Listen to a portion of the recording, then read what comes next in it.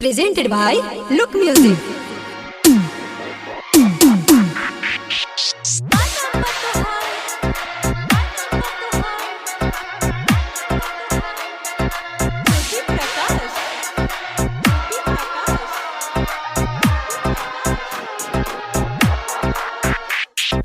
दोसरा से शादी जदि करबू तो मर जाए महू।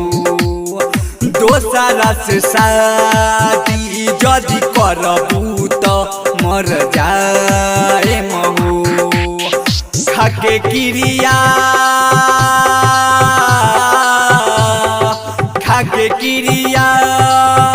कहतानी नाजी पाए महू।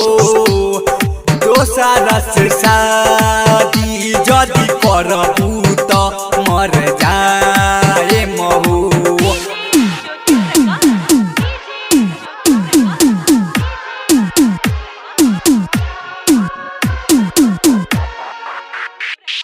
जिए मरे के क्रिया मंदिर में खैलू हो, तब बोल काहे छोड़ देलू फिकिरिया हो।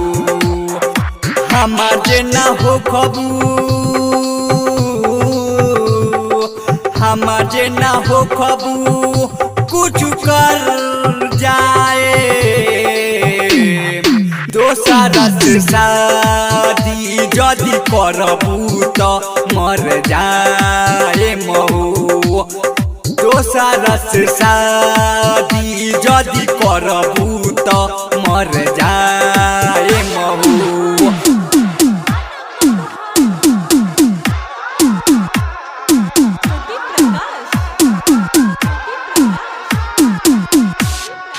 तुम्ही बोलो तुहारा बिन कैसे रहे रानी हो। तोहरे से बनल बा प्रेम कहानी हो। तुम्ही बोलो तुहारा बिन कैसे रहे रानी हो। तोहरे से बनल बा प्रेम कहानी हो। हमार जे ना हो खबू, हमार जे ना हो खबू बारूद कुछ कर जाई।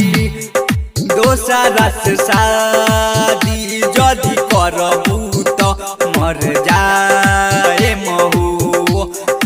दोसरा से